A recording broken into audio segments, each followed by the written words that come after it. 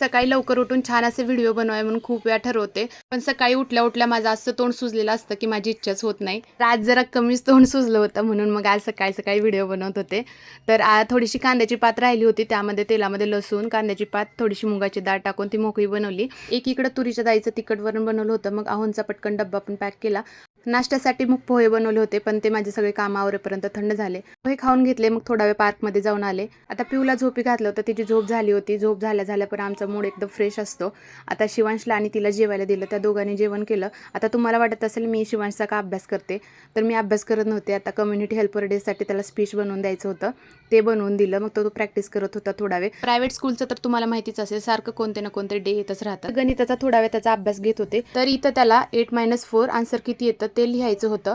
मी त्याला समजावून सांगण्यासाठी बोलले की 8 सर्कल काढ आणि त्यामधून 4 सर्कल मायनस कर. तर ह्यानं काय केलं बघा, सर्कल काढलं आणि 8 काढलं, त्याच्यामध्ये झालं त्याचे 8 सर्कल. यांचं काय करायचं तुम्ही सांगा. आज तर हसून हसून पोट दुखायला लागलं. चला तर बाय.